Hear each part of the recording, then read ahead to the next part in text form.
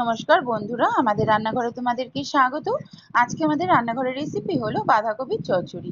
আমরা অনেক রকম ভাবে কিন্তু বাঁধাকপি খেয়েছি, কিন্তু এইভাবে সবজি দিয়ে আর মটর ডালের বড়া দিয়ে বাঁধাকপির চচ্চড়ি অবশ্যই নিরামিষ দিনে একদিনে এইভাবে করে খাও, আর ভালো লাগলে কমেন্টে জানিয়ে যেও। নিরামিষ বাঁধাকপির চচ্চড়ি করার জন্য দেখো আমি এখানে একটা বাঁধাকপি কেটে নিয়েছি, একটু বড় বড় সাইজ করে, নিশ্চয়ই বুঝতে পারছো যেহেতু চচ্চড়ি করব তাই বড় করে কাটলাম। সবজির জন্য আলু, গাজর, পটল আর বেগুন ডুমো ডুমো করে কেটে নিয়েছি একই সাইজ করে। আর এখানে আদা বাটা রেখেছি 1 টেবিল চামচ, কাঁচা লঙ্কা রেখেছি 4-5টা মতন, আর একটা টমেটো।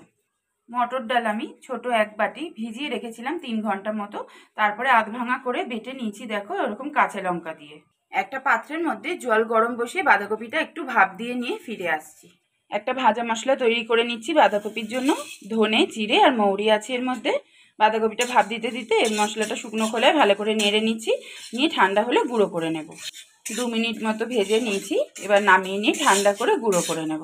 বাঁধাকপি চচ্চড়িতে মটর ডালের বড়া দেব, তাই জন্য মটর ডালটা আগেই তোমাদের দেখালাম বেটে রেখেছিলাম। পরিমাণ মতন লবণ দিয়ে দিলাম, হলুদ গুঁড়ো, কালো জিরে অল্প, সব উপকরণ ভালো করে মিশিয়ে নিচ্ছি। সরষের তেল গরম করে নিয়েছি, এক এক করে বড়াগুলো এবার ছোট ছোট করে ভেজে নেব। বড়াগুলো আমার ভাজা হয়ে গেছে লাল লাল করে, এই সময় তুলে নেব। বড়াগুলো ভেজে একটা পাত্রে তুলে নিয়েছি। ওই তেলের মধ্যেই সবার প্রথমে বেগুনগুলো ভেজে নিচ্ছি। সব সবজিগুলোই অল্প অল্প হলুদ আর লবণ দিয়ে ভেজে নেব। বেগুনটা ভাজা হয়ে গেছে, তুলে নিচ্ছি। কড়াইতে আবার তেল দিয়ে গরম করে নিয়েছি, গাজরগুলো দিয়ে দিলাম। লবণ হলুদ দিয়ে গাজরগুলো ভাজা হয়ে গেছে, তুলে নিচ্ছি। এবার আলুগুলো ভেজে নিচ্ছি। আলুগুলো ভাজা হয়ে গেছে, এই সময় তুলে নিচ্ছি। এবার পটলগুলো ভেজে নেব। পটলগুলো ভাজা হয়ে গেছে, এই সময় তুলে নেব। বাঁধাকপিটা ভাপ দিয়ে জলটা একদম চিপে রেখেছি একটা পাত্রে। কড়াইতেই ওই ভাপ দেওয়া বাঁধাকপিটা একটু ভালো করে ভাজা ভাজা করে নেব। সামান্য লবণ, হলুদ গুঁড়ো অল্প, এইভাবে ভাজা ভাজা করে বাঁধাকপিটা তারপর যখন রান্নাটা করব বেশি স্বাদ হবে। আর যাদের থাইরয়েড আছে তাদের তো বাঁধাকপি খাওয়া বারণ, কিন্তু এইভাবে ভাপ দিয়ে বাঁধাকপির জলটা যদি তেলে দেওয়া যায় তাহলে থাইরয়েডে এইভাবে বাঁধাকপি খাওয়া যায়, তাতে কোনো সমস্যা হয় না। এইভাবে অবশ্যই তোমরা বাড়িতে একবার বাঁধাকপির চচ্চড়িটা রান্না করে খাবে, আর জানিয়ে যাও কেমন লাগলো খেতে। এইভাবে নেড়ে নিলে বাঁধাকপির মধ্যে যে এক্সট্রা গ্যাস থাকে সেটাও চলে যাবে। এবার আমি তুলে নেব। ওই কড়াইতেই আবার সর্ষের তেল দিয়ে দিলাম। তেল গরম হয়ে গেছে, ফোড়নে আমি 2টো শুকনো লঙ্কা, 2টো তেজপাতা, অল্প একটু লাল সর্ষে আর 5 ফোড়ন দিয়ে দিলাম। 5 ফোড়ন দিলে কিন্তু বাঁধাকপির স্বাদটা অসাধারণ হয়। ফোড়নটা ভাজা হয়ে গেছে, টমেটোটা আমি কুচো করে রেখেছিলাম, টমেটোটা দিয়ে দিলাম। অল্প একটু লবণ দিয়ে দিলাম, তাড়াতাড়ি মজে যাবে। টমেটোটা মজে গেছে ভালোভাবে, এই সময় আদা বাটাটা দিয়ে দিলাম। আদা আর টমেটোটা খুব ভালোভাবে কষিয়ে নিতে হবে। আদা আর টমেটো খুব ভালো করে কষানো হয়ে গেছে, এই সময় গুঁড়ো মশলাগুলো দিয়ে দিচ্ছি এক এক করে। হলুদ গুঁড়ো দিয়ে দিলাম, লঙ্কার গুঁড়ো, ধনে গুঁড়ো দিলাম, এবার জিরে গুঁড়ো দিয়ে দিলাম। অল্প অল্প করে গরম জল ব্যবহার করে মশলাটা কষিয়ে নিতে হবে, না হলে কড়াইতে লেগে যাবে।